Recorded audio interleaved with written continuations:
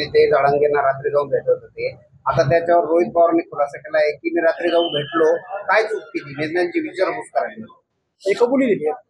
साहेब, यापूर्वीच आपण पहिल्यापासून सांगत होतो की जे षडयंत्र जे रचलं गेलं होतं, मला वाटतं जो समाजाला गुमराह करण्याचा प्रयत्न झाला, हे रोहित पवार फक्त त्याला एक प्यादा आहे. ते त्याच्या पाठीमागची शक्ती कोण आहे मी सांगण्याची गरज नाही. कांदा निर्यातीचा लोकसभेला महायुतीला फटका बसला, त्यामुळे आता विधानसभा निवडणुकीच्या तोंडावरती कांदा निर्यातीचा हटवण्यात आलाय. काय विरोधकांनी टीका केली जाते? नाही, विरोधकांचं कामच आहे टीका करणं. स्वतः मान्य शरद पवार साहेब हे केंद्रामध्ये 10 वर्ष कृषी मंत्री होते. ते कांद्याला हमी भाव देऊ शकले नाही. कोणत्या पिकाला हमी भाव देण्यामध्ये त्यांना यश मिळालं? फक्त शेतकऱ्यांच्या प्रश्नावर राजकारण करण्याचा धंदा ज्यांनी केला आहे, त्या विरोधकांच्या टीकेला लक्ष द्यायची गरज नाही.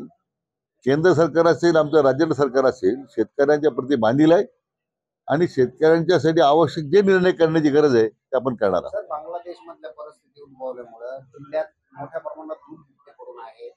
काय शासन याबाबत विचार करतात? बांगलादेशाचा फार परिणाम दूध भुकटीचा नाही आहे. असं आहे की युरोपमध्ये किंवा अन्य राष्ट्रांमध्ये दुधाच्या भुकटीचे दर आता नाही पडलेले आहेत. ठीक आहे, बांगलादेशमुळे संबंध नाही.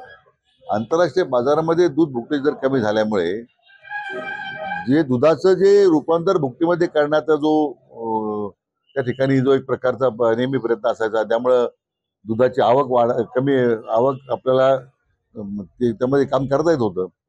आता या सगळ्या प्रश्नामध्ये आता मध्यंतरी आपण त्यामुळेच त्या दूध भुकटी करणाऱ्या कारखान्याला ₹2 प्रति लिटर अनुदान दिलं, कन्व्हर्शन दिलं. म्हणून आज राज्यामध्ये दूध उत्पादकांचं दूध नाकारलं जात नाही.